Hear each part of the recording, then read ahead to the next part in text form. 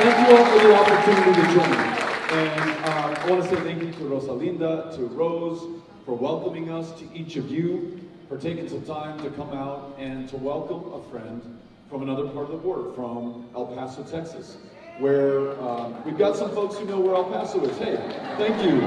Thank you for coming up. It means a lot to me to be here. And when we first launched this campaign for governor of the state of Texas, one of the very first communities that we chose to visit was this one. As you all know, yeah, you in particular, as you all know, this is not a part of the state that often gets statewide candidates or elected officials coming out, certainly not to celebrate what is amazing about this community. It's a little bit harder to get to than the rest of the state, and as I counted the DPS troopers as I drove down from Laredo, Texas today, it also makes you drive this as you come in, because it gets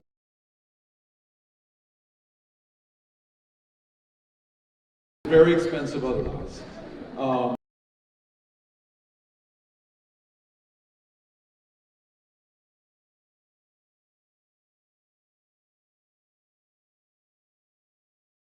But it's a place that I love, and we didn't just come here once when we launched this campaign.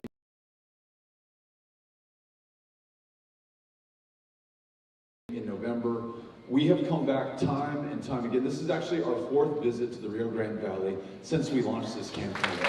Those that I've met in my travels and journeys throughout the Rio Grande Valley over the last 5 years. There is a fierce pride and a desire to tell the story of this community, not just to others who live here right now, not even just to other people in the state of Texas, but to those throughout the rest of the country and the wider world beyond. You want people to see the natural beauty of this community, this river that joins and does not separate these two people and these two countries on either side of the border. You are proud of the fact that this is a community of immigrants because you understand that those who choose to come to this country do better for themselves, yes, that's for sure, but they also do better for all of us in the things that they create, that they make happen, in the success that they produce, not just for themselves, but for the community, the state, and the country beyond. This is one of the safest cities in the United States of America, as is Laredo, as is El Paso, not in spite, but because we are cities of immigrants. We recognize that that is our strength and the key to our success. And yes, also our security and our safety. We understand that the border is primarily not a threat, but it is an opportunity. And we know that from what we create in this community, from the art and the culture and the music and the world-class education that we get right here in this institution. We know it in the trucks that cross in from Mexico that bring the food and the consumer goods and the auto parts and the things that our national economy depends on. More than 6 million jobs across the United States of America depend on what crosses in through our ports of entry, say at the FAR Reynosa Bridge, or in Laredo, or El Paso, or other ports of entry here in the state of Texas. More than 600,000 jobs throughout the rest of the state depend on what we are doing right here in this community. And though we never get our fair share of the resources, or the money, or the attention, or the focus, we still carry more than our fair share of the load and contribute far more than we ever get back from the state or receive from other parts of the country. And we're rightfully and understandably proud of that. But here's what we cannot stand, what we will not accept, and we will not take, and which I will not allow to happen when we win this election and I become your governor after November 8th of 2022.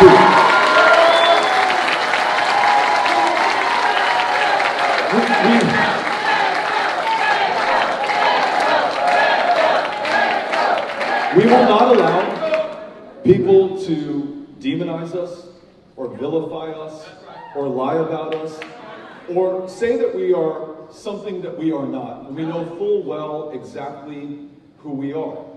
When they see us only as a problem and as a security threat, you start to get things like walls and the activation of 10,000 members of the National Guard who are deployed not to fight a war far, far away or to respond to a hurricane or natural disaster in this state, but to sit in those Humvees along the side of the highway. Part of a solution in search of a problem. You get things like part of a border wall that is more like a public art installation project than it is anything else. You know, the part of the wall that Greg Abbott put in, I think, was as wide as this room. You can go on this side of the wall, you can go on that side of the wall. But, hey, if he wants to look tough when he comes down to the Rio Grande Valley or to South Texas or to the Texas-Mexico border, well, I guess that's what he has to do. You get things like 100% DPS inspections on all northbound truck traffic through our international ports of entry. Now, I don't know that I need to tell anyone about what that does to our economy here, but just give me the privilege of repeating this for those who may not be on the same page. All that trade that comes through our ports of entry, that supports all these millions of jobs throughout the country, it's only possible when we have the flow of safe and legal truck traffic in through our ports, with Greg Abbott stopping literally every single truck for an unnecessary safety inspection. Under the guise of public safety and security, though those DPS troopers cannot look into the cargo holds for illegal drugs or human beings who are being trafficked, he's able to maybe score some political points for those who are persuaded by those kinds of theatrics, but he is killing this border economy. He is destroying jobs throughout the state of Texas at a time that we already have way too much inflation. Having those trucks sitting and idling on the bridge, crossing once every 3 days instead of 3 times in 1 day, that's a supply chain problem right here of his making. That's more inflation that the governor of Texas is causing. And when you would go into the grocery store and see higher prices for everything that you want to buy, from bacon to produce to anything else that allows you to feed yourself and your kids, you have one person to blame, and that is Greg Abbott. That's what happens when you see the border as a problem. That's what happens when you see us as a threat. That's what happens when you describe us as something that is going to come and get the rest of the state. And beyond the jobs that it costs, the inflation that it produces, the supply chain problems that it exacerbates, it can also turn deadly. And I gotta tell you this, and it is tough to talk about, but it's important that we all understand.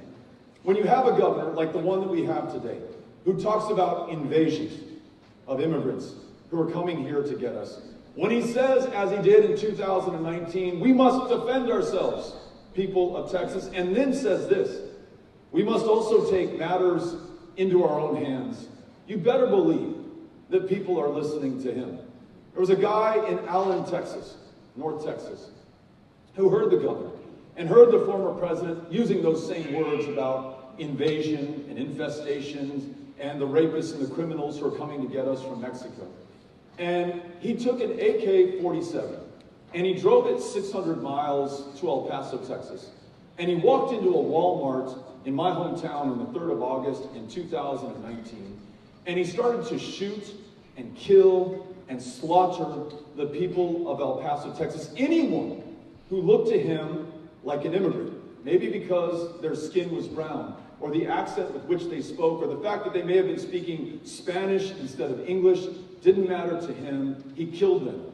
Grandparents, parents, kids, completely innocent people, all for the reason that he was told that they posed a threat to him and to the state. In the message that he posted on social media before he went in and started killing people in El Paso, he said, I came to repel the invasion of Hispanics who are going to take over the state of Texas. Using the same language the governor, the former president, others in positions of power had used to talk about border communities like this one and mine in my hometown. 23 people dead.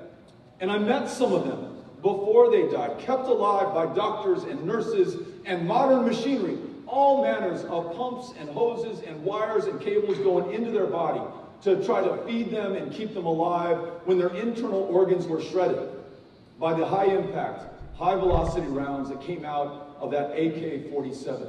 I spent time with their kids and their spouses and still stay in touch with them right now, those wounds are still with us in our community. There are many people who feel because they are Mexican American, they now have a target on their back.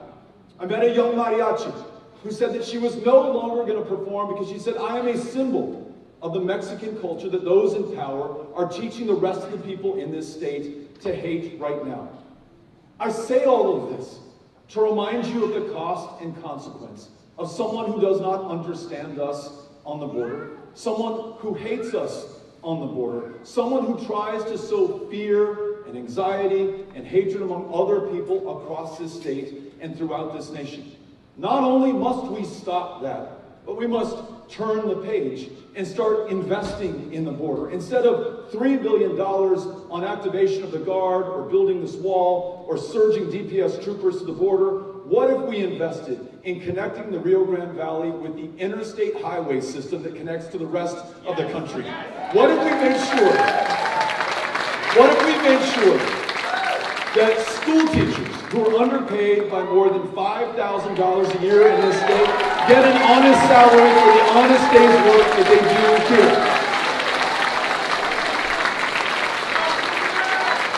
What if, in a state that is the least insured in the nation, here we sit and stand in the least insured part of that state, where the largest provider of mental health care services is the county jail system, where there are people among us who are dying of diabetes, although insulin has been around for more than 100 years and is incredibly cheap to produce, but for the lack of insurance, they will succumb to that at an early age because we have not formed the political will to do something about it.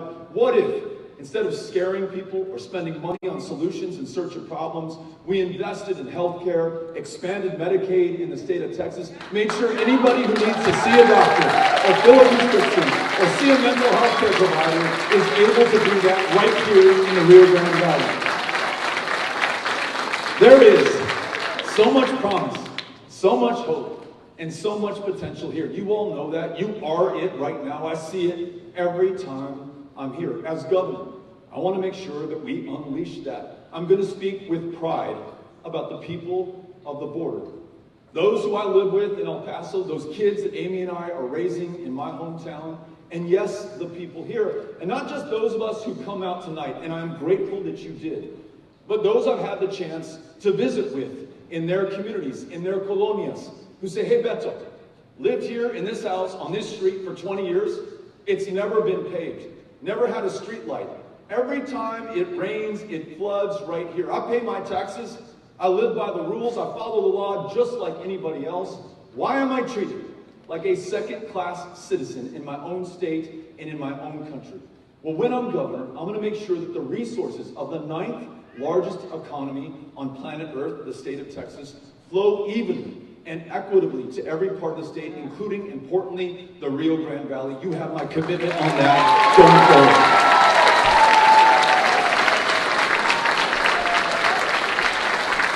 And this is what I want you to remember.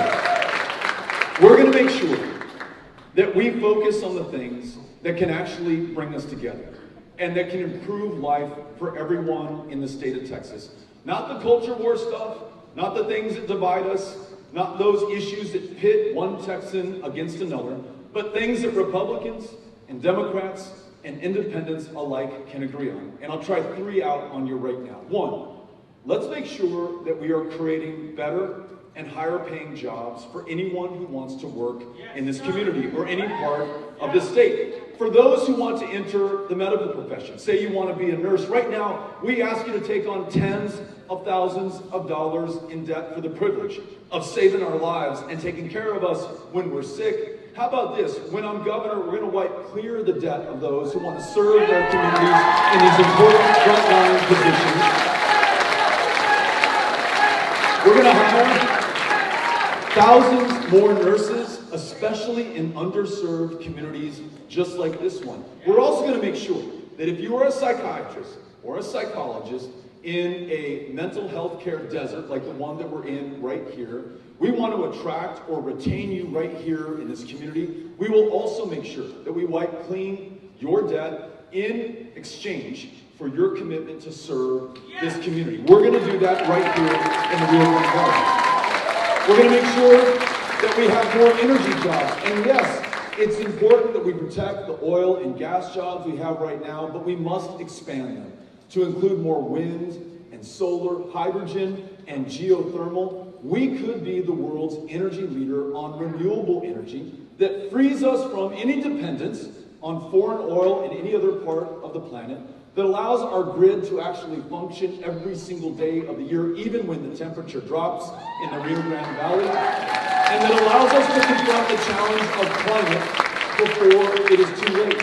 Those are high-paying, high-wage, high-skilled jobs, and if we do it right, they'll also be union jobs that have the kind of protections that we want for the workers who are in them.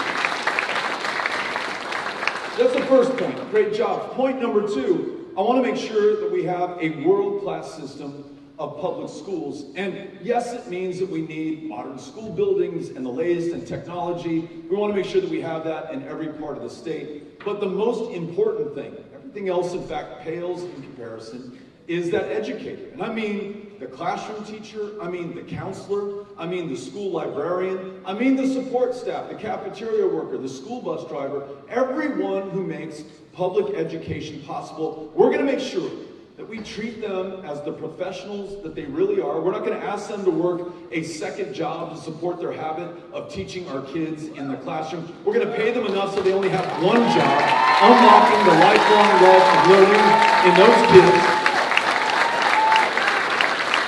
If I were governor right now, we would cancel the STAR test. No more high stakes or high pressure in the lives of these kids or those teachers. And for our retired teachers, those women and men who put a lifetime in the classroom, 30, 40, 50 years, some of them have not had a cost of living adjustment since the year of our Lord, 2004. When I'm governor, there is going to be a cost of living adjustment every single year that keeps pace with inflation going forward. We do that, we will be able to attract and retain the best of the best in our public schools, and we will begin to achieve better than our peer states going forward. Public ed is something that all of us, regardless of party affiliation or part of the state, can agree on. Point number three, and last one. What if we did what every single one of our border states have done so far? Louisiana, Arkansas, Oklahoma, and New Mexico, most under Republican governors, have expanded Medicaid to make sure that more federal health care dollars flow into our communities. It's $10 billion a year for Texas that we are leaving on the table right now. Not only are we the least insured state, not only are people dying unnecessary deaths and living far sicker than they would otherwise have to be, not only are we not recruiting the physicians and medical providers that we desperately need in our communities, but it's also hitting us where it hurts the most for homeowners and renters, and that's in our property taxes. Because when that person with diabetes, who now has glaucoma, but doesn't have insurance and cannot afford insulin, finally gets so sick, and the suffering becomes too much, and they take themselves to the hospital, that bill might be $50,000, it might be $150,000, it might be a lot more, but because they have no capacity to pay for it, it doesn't mean that the bill disappears, it just means that you pick it up in a higher property tax bill or higher rates if you're lucky enough to have insurance. When we expand Medicaid, when I'm governor, we're also going to lower your property tax bill. What do you think about that? So listen, those three ideas that bring us together, great jobs, world-class schools, the ability to see a doctor, fill a prescription, see a mental health care provider when you need to, that's not so controversial. That doesn't pit us against one another. That's not going to further divide an already very fractured and polarized state. And it is the perfect contrast to the guy who holds the highest position of power right now, who wants us to fight over every issue under the sun right now. Like this craziness about pursuing transgender kids and turning in their parents for child abuse and taking those children from the loving adults who raised them and are trying to help them navigate one of the toughest things that a child can go through, We want to keep that kid in that house and make sure they receive that love when they most need it and when they're at their most vulnerable. We also want to make sure that we don't distract the people of Texas on things that don't matter, like which kid goes into which bathroom and all that stuff, and focus on the things that do. There are 30,000 kids who are in the foster care system in the state of Texas. And a judge 6 years ago said those kids emerge from foster care more damaged than when they went in because we have so underfunded child protective services.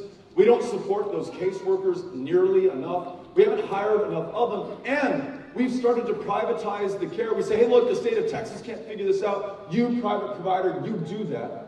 And there won't be the oversight or scrutiny that's necessary. Well, here's the result. 6 years after Greg Abbott was first told about this problem in CPS, the same judge who said those kids go in and leave more damaged than when they went in, she said it's gone from bad to worse. She has found that those kids are sleeping in the CPS offices, under the tables, out in the hallways. She's determined that more than 100 kids in the custody and care of the state of Texas lost their lives just last year in the foster care system. Hundreds more have been trafficked for their bodies, literally rented out while they were in the custody of the state of Texas, all on the watch of the one man who has the power to do something about it. But did he do it? No. He instead decided to focus on transgender children and their parents. It's the same guy who's decided that he's going to attack every single woman in the state of Texas. He may tell you this is about pro-life. Maybe at best it is pro-birth, but what it really is an attack on every woman's right to make her own decisions about her own body, her own health care, and her own future. Y además, he's put a $10,000 bounty on the back of anyone who assists any woman in making her own lawful, constitutionally protected reproductive health care decision. The end result, not only are abortions banned in the state of Texas, not only did we have someone in Starr County indicted for murder, for a miscarriage in this state right now. This is not fiction, this is not The Handmaid's Tale, this is reality in Greg Abbott's Texas. But we now lead the country in the rate of maternal mortality, 3 times as deadly for black women in this state as it is for white women. We lead the nation in the rate of teen pregnancy and repeat teen pregnancy, because not only can you not get an abortion, try getting a cervical cancer screening when the reproductive health care clinics have closed down. Try getting any family planning help whatsoever in the Rio Grande Valley or any other part of Texas. When I'm governor, you can be sure that Texas will guarantee that every woman makes her own health care decisions, decides her own future, makes her own choices. In Greg Abbott's Texas, he refuses to trust the voters with the outcome of the elections. He's literally deciding, choosing who will be allowed to vote going forward. 7 million of our fellow Texans did not vote in 2020. Not because they're not lazy, not because they're lazy or that they don't love our democracy. It's because we have the most restrictive voting laws in the United States of America, and they are targeted at some communities more than they are other communities. There was a 95-year-old veteran who tried to vote in the primary elections that we just had last month. This is a guy who put his life on the line fighting fascism in World War II, defending democracy at home, and had his mail-in ballot rejected not once but 3 times in the state of Texas. If anyone has earned the right to vote, it is that guy, and it is every veteran who swore an oath not to a political party, not to a person in power, but to the Constitution and to this democracy. I'm going to make sure that when we win this, and when I'm governor, there is no obstacle in your way, whether you're Republican or Democrat, in freely and fairly casting your ballot and choosing the representative of your choice each and every single time. But if we're going to do this,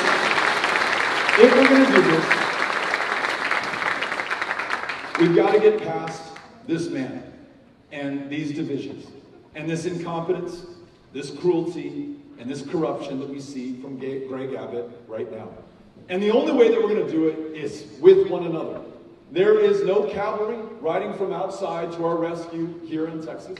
We must accept that we are the cavalry that Texas needs right now. And so in addition to coming out today, for which I am so grateful, and showing up each and every time that we're here, I need us all to do more. In addition to voting and getting our friends and relatives and classmates and colleagues registered to vote, I need you to sign up with us to make sure that we're knocking on the doors of those 7 million, hundreds of thousands of whom live in the Rio Grande Valley, to invite them into this democracy and ensure that they participate in this next election.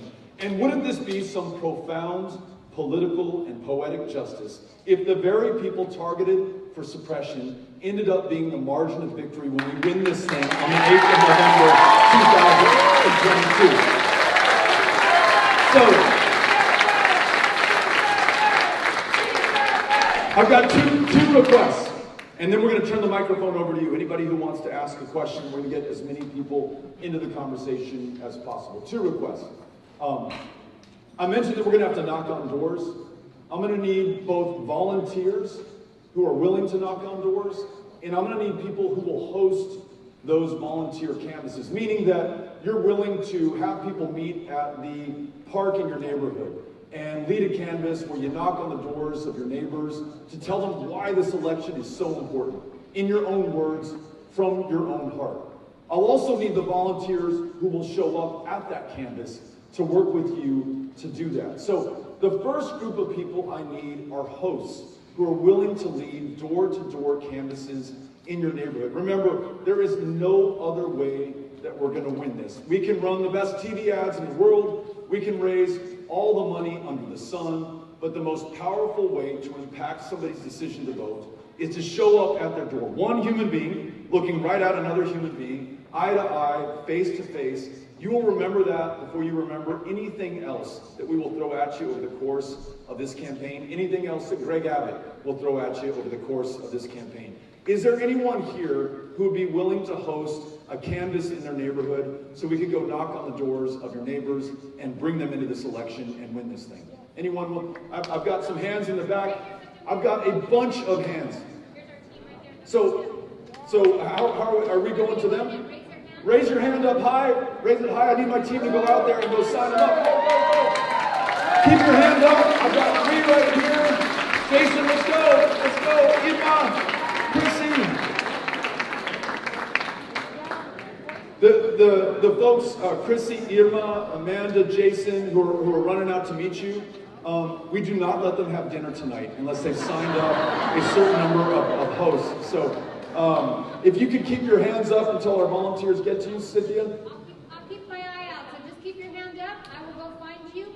I see one there, and I see some in the back. And it strikes, if you have the feeling, keep your hand up, we will come to you. All right. Cynthia, do we have ambassadors who can go to them? Or? Yes, I'm going to collect them all right here. Okay. Collect the rest. Everybody that come to me now. So this is great. We have more hosts than we expected to have, which is wonderful. These are the people who are going to anchor our canvases all across this community. So,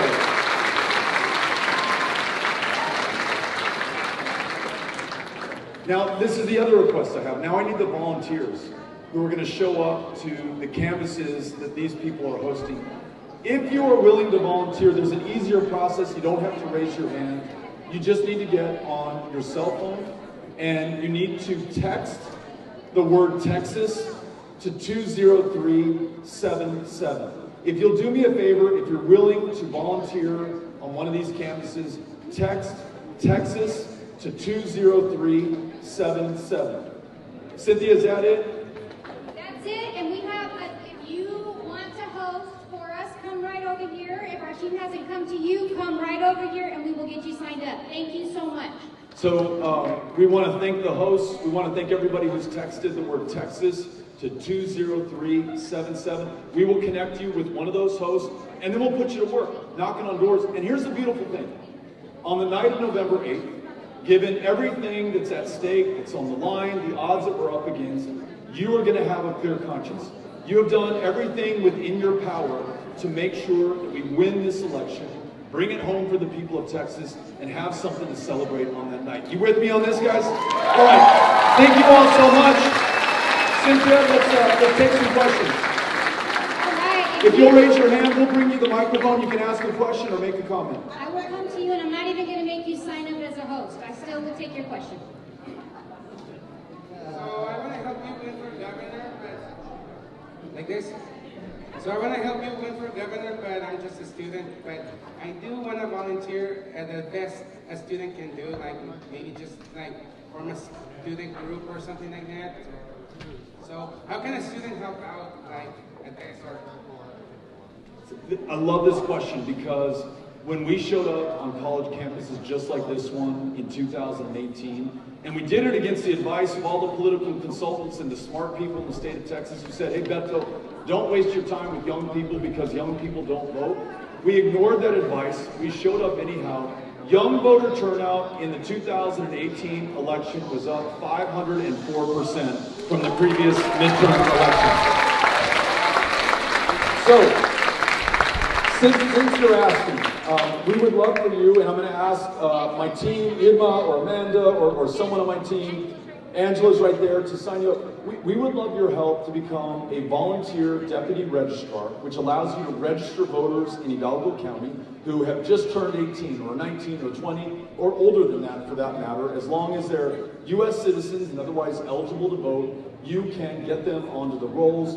And then we want you to bring in other student leaders to join you in that effort. If you are willing to, we would love for you to captain this effort right here on this campus. Sounds good? All right, thank you. I got a thumbs up. So first and foremost, I actually helped you when you were running for senator. I phoned back thanks to my friend Amanda, who is with you and your team. My question, I'm in the produce business, and it is something that is taking everything by chaos. There's a lot of my fellow people that are in produce. Us, for like example, there's like loads. I'm talking about like 13 trucks that have either fresh vegetables that are, that have to get to the warehouse and everything. We've already talked about it. We see the strikes coming from the drivers in Mexico who have just like had enough of it. And we want to know, like, if you were governor, what would you do? We know it's a political stunt because I've been in the produce business for the past 9 years. Never have inspections been so severe. Even when Greg Abbott was governor before, we've never had this issue. So now it's not only going to cost inflation, it's going to cost, we as growers, as shippers and distributors are asking ourselves, who's going to be responsible for the thousands of dollars lost in this produce? Not only that, but we have a lot of friends of mine who are also in produce. I'm in sales, right? We work off of commission.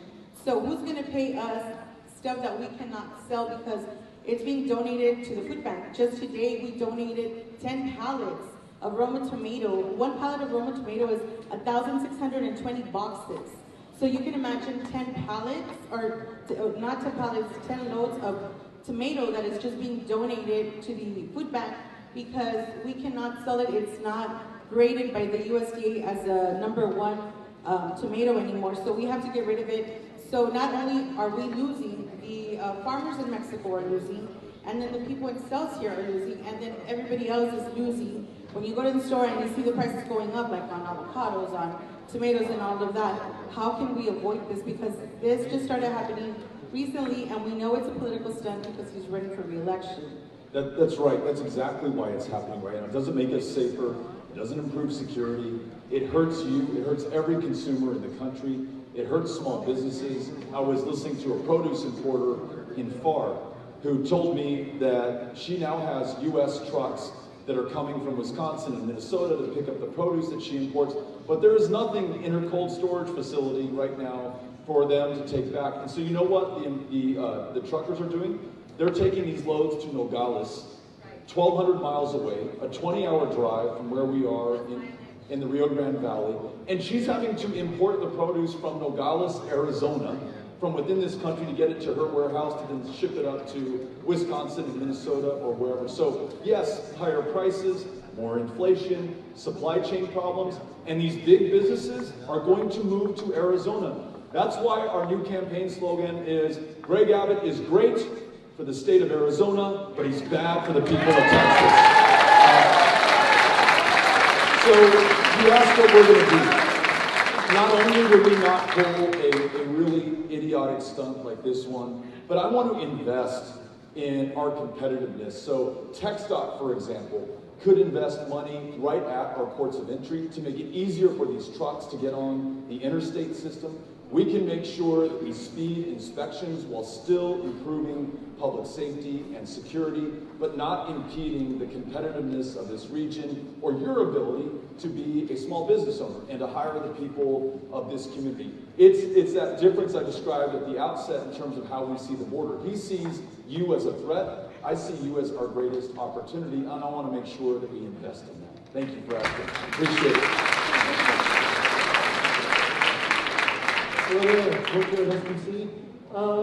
My question is, what would your strategy be to reach more independent and Republican voters, and to let them know that all these bills that are getting passed by these Republican lawmakers are nothing more than manufactured culture war garbage? That's what I want to know.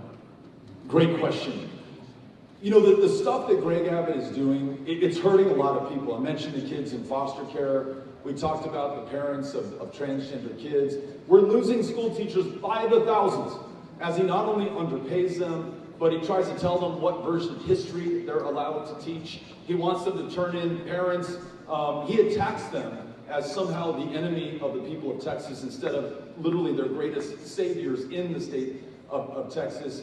So in addition to that, he's distracting us from the things that can really bring us together. As he divides us on these issues, we fail to make progress on the big things that I just described, the kind of jobs that we want to create, the kinds of public schools that we want to have, the ability to be healthy and well enough to live to our full potential. So the question is, how do we bring Republicans and independents into this agenda? Well, we do it by going to where they are. And literally for me, that means many of these red and rural communities that are represented by Republicans, and reminding everybody that your public hospital in this rural community that I might be visiting closed down because Greg Abbott refused to expand Medicaid. 24 hospitals in rural Texas have closed down in the last 15 years, more than in any other state. And if you're one of those voters who might be a Republican who lives there, you now have to drive hundreds of miles to see a doctor. You're not going to be able to talk your kids into moving back to that community because there is no hospital there. That's an issue where we can find common ground. Teacher pay and respecting those classroom educators and others who make public education possible, that is common ground with Republicans and independents. These are the kinds of things that can bring us together, not just when I am governor, but importantly, over the course of this campaign. Because as amazing as the Democrats in the room are, we will not win this race with Democrats alone. It's why I hope that we also have independents and Republicans among us right now. We need all of them, and everyone is welcome in this campaign. Thanks for asking the question. I appreciate it. Thank you. My question had to do with gun reform. So I'm a student here at STC, just like a lot of people here. I'm going for nursing, and I think something that a lot of people can agree on is our generation has become somewhat desensitized towards gun violence. I mean, you hear about shootings all the time, and I know you said with your hometown, I'm sorry about it, what happened with, I mean, people who are very,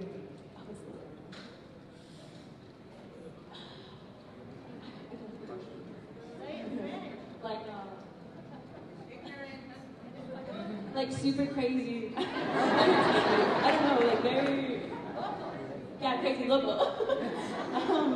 I just want to know what your plans are for gun reform, how we should deal with this problem.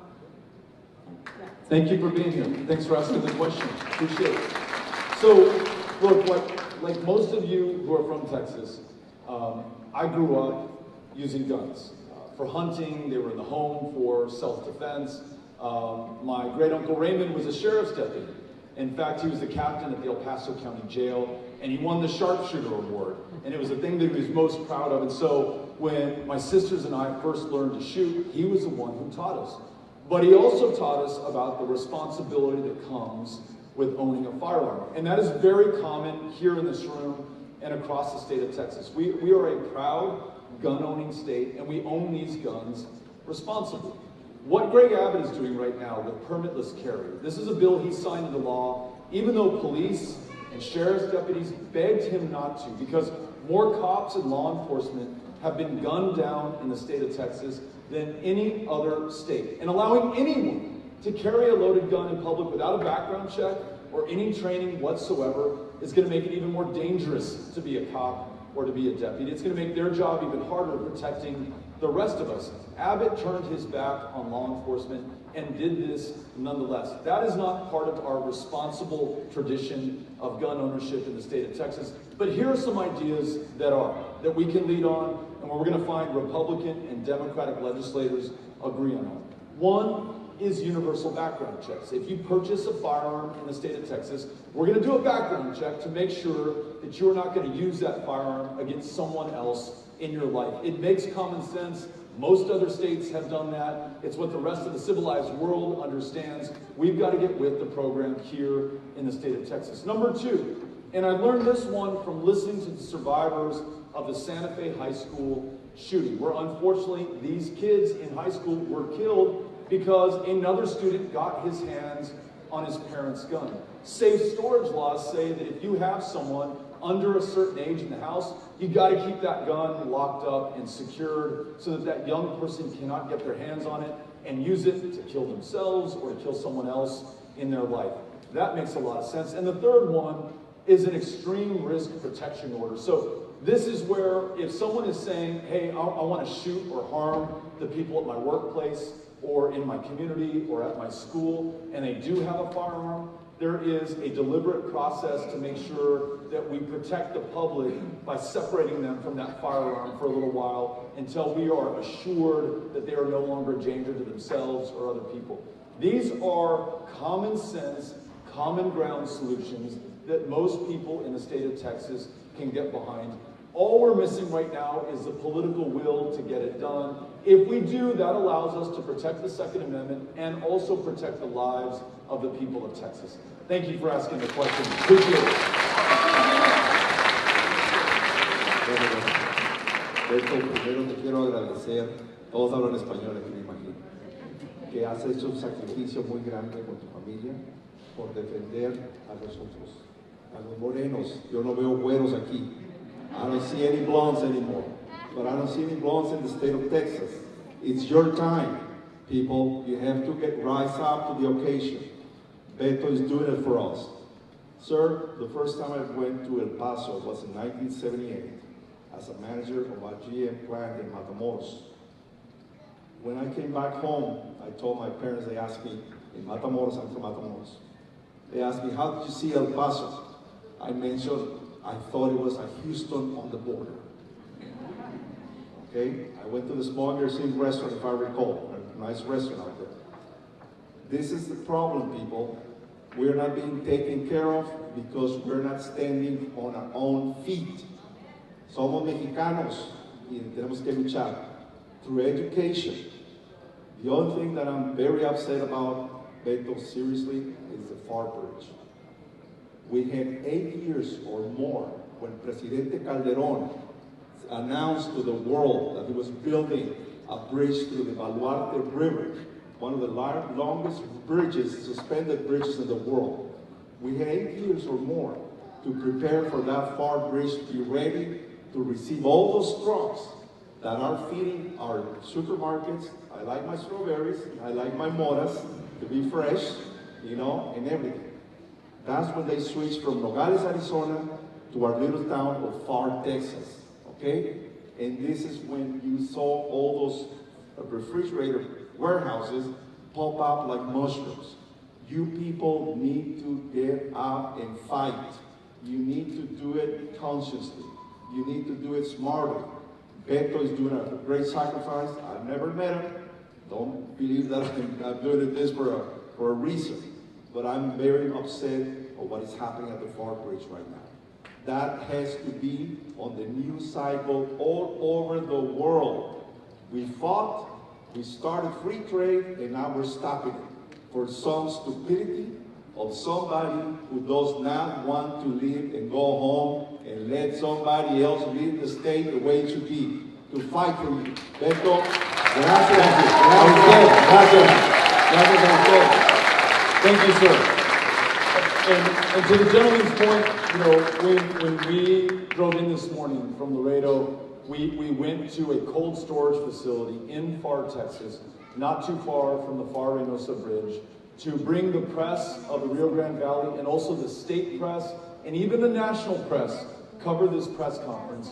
We had a customs broker and we had a trucking company CEO talk about what this is doing to the community, the jobs that it is killing, the small businesses that are going to go away, the big businesses that are moving back to Arizona and away from Texas. I'm going to make sure that I fight for this community with everything I have. I'm not waiting until we win this election and I serve you as our governor. I am doing it right now. I'm fighting for you and I am with you and I thank you for being here and reminding us of that. Thank you. Gracias.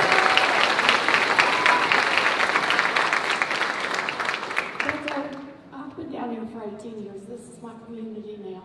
I came down here from Georgia to be a nurse in the hospital to live with babies in this community. This is my home. This is the place I love. Sorry, I'm getting a little verklempt here. Because I do deliver babies and because I am a nurse, many things that you've said this evening have really echoed within my heart. Number one, thank you so much for talking about investing in my community here. Number two, thank you for talking about wanting to get more nurses here in our state, especially in the communities like down here where we need more. Number three, thank you for bringing up the hateful SB 8 law and what impact it has on women down here, and that poor woman over in Starr County that spent the weekend in jail just because she confided to her healthcare workers that she had tried to self-induce her abortion because she didn't feel like she had any other choice because she didn't want someone else to get jailed over it. Someone there at the hospital felt that they were compelled to have to report her, and she spent the weekend in jail over something she should have never been jailed over. Now, that all being said, now her name's in the papers. It's made national. You know, her privacy is irrevocably breached. And I know it takes more than just a governor that has his head and his heart in the right place to repeal these kind of laws. But I mean, what can we do to fight this?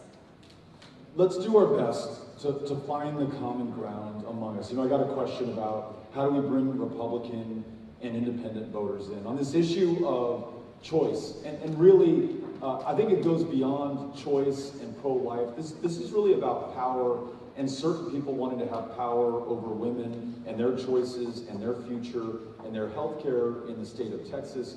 But when I talk to my mom, who I may not see eye to eye on this, you know, I was raised very Catholic. She is as devout as they come. And we may not agree on every part of this, but when I remind her about the crisis in maternal mortality in this state, because we've closed down all these reproductive health care clinics, the rates of teen pregnancy and repeat teen pregnancy, we lead the nation in that. She says, hey, Bethel, well, that's not good. That's not what we want out of this. And I say, Mom, you're right. So we've got to make sure that we find some common ground on this. And we may not get every single thing we want right away, but we have to do better for the people of the state, and in particular, the women of the state who are under attack, unlike almost any other place, anywhere in the developed world. The irony is probably not lost on you that Mexico has begun to move in the other direction. Just a few years ago in Mexico, if you had an abortion, you would be arrested. If you had a miscarriage, you could be arrested in Mexico.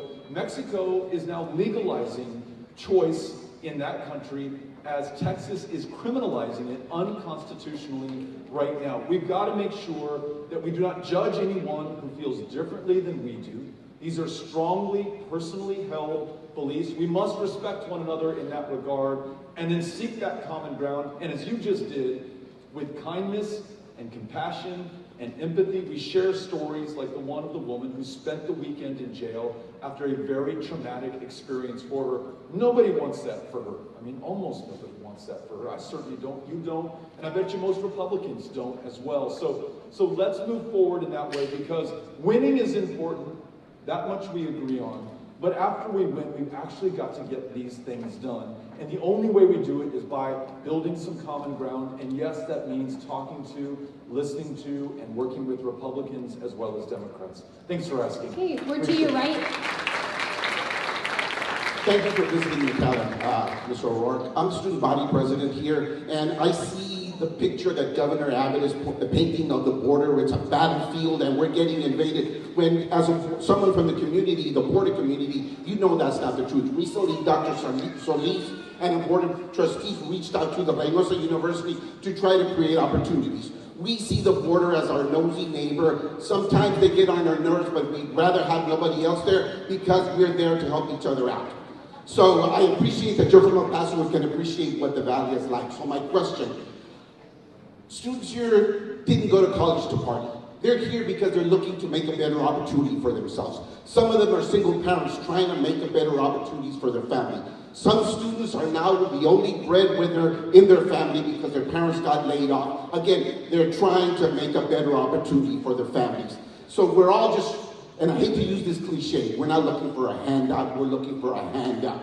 You mentioned some of the things you'll do once we clearly proclaim you as our governor. Can you review some of those things that we as students at STC can bank on and say, this is why Beto is our man? Yes, thank you. You got it. You got it. Thank you. I love this.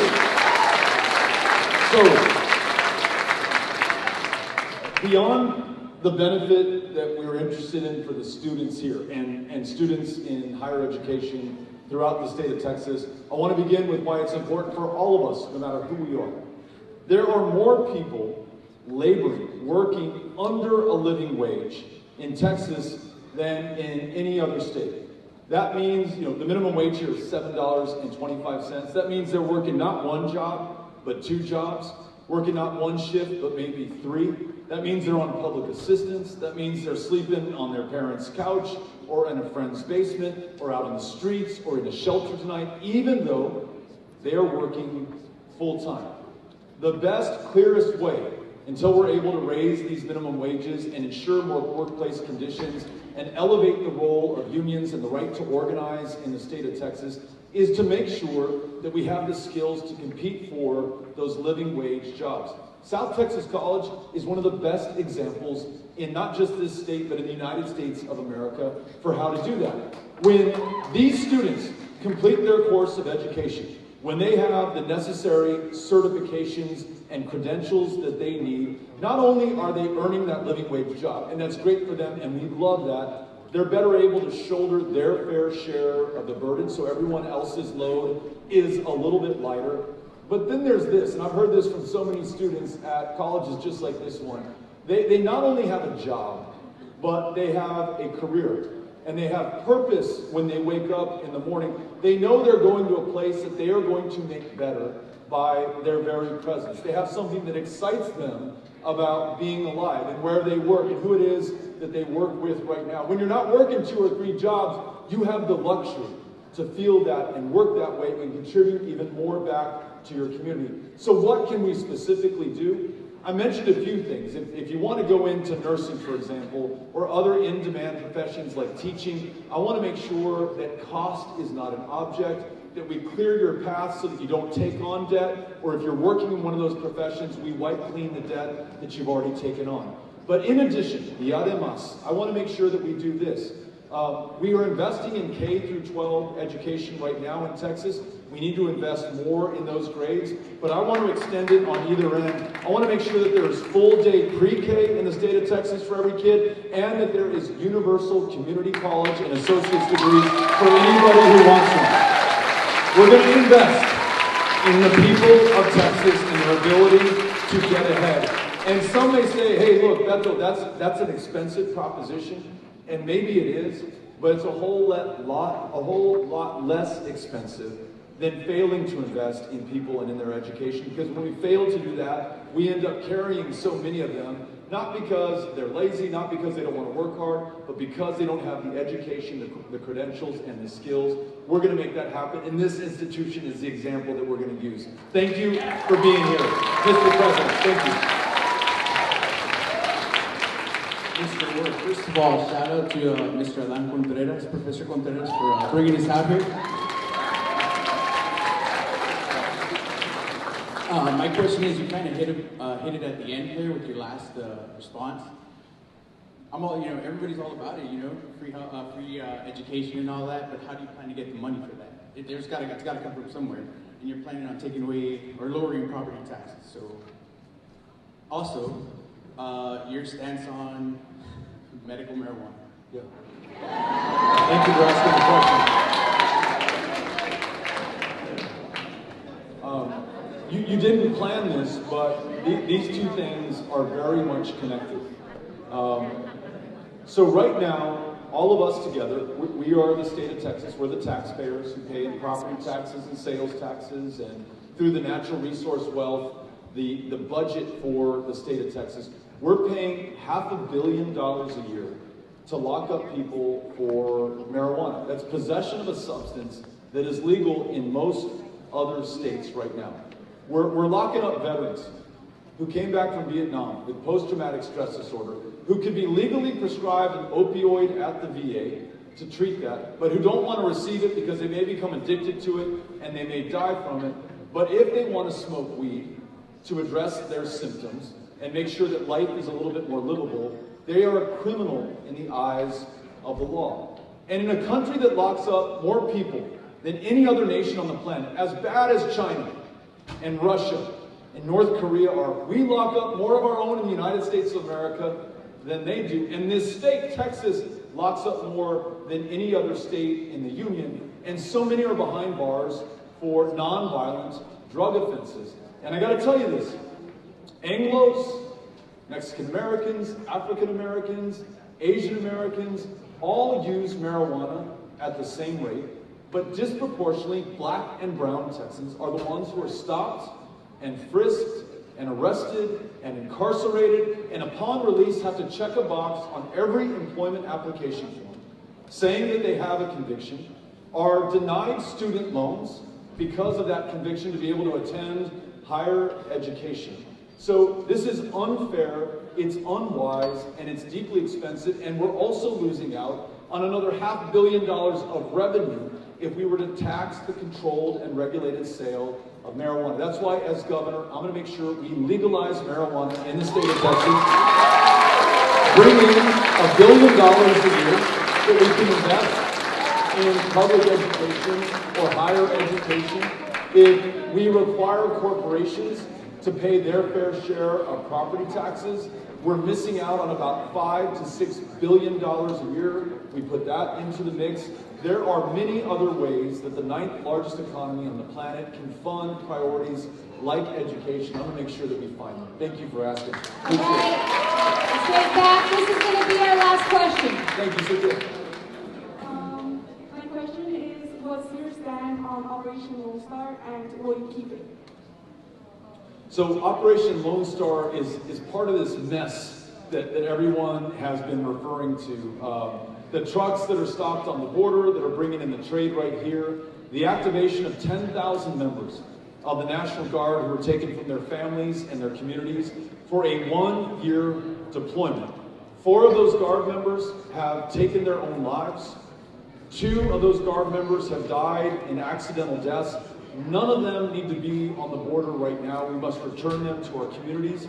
These DPS troopers, we are grateful for their service. They have very tough jobs, but I want to make sure that they're not just on the roads and highways of South Texas and the Rio Grande Valley and border communities, but I want to make sure that they're on the highways and roads in North Texas and the Panhandle, East Texas as well. We've had more highway traffic fatalities and accidents in Texas this last year than in any year since 1980. That may have something to do with all these DPS troopers concentrated along the border as part of Operation Lone Star. And I don't need to tell you, it doesn't matter how high you build the wall, how many guardsmen or DPS troopers or Border Patrol agents you have on the border, if someone has no choice to protect their kids but to flee 2,000 miles from Central America and seek refuge and asylum in the one place that can keep them safe, they are going to try to do that. I would try to do that if it was the only way to keep my kids alive.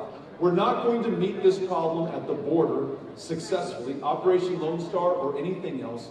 We need fundamental, comprehensive immigration reform in this country. We need to address the issues in the home countries from which these people are fleeing right now. We need to assert some leadership in the hemisphere, in the United States, and we need to lead that effort right here in the state of Texas. If we do that, there is no more vilifying, demonizing the border, no more stoking fear about those who are coming here. We can start to live our values with laws that reflect our reality. So no more Operation Lone Star when we win this, and we're going to have a humane border policy that keeps our communities safe going forward.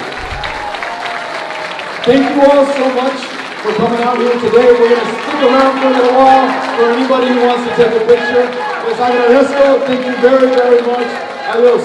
Thank you all.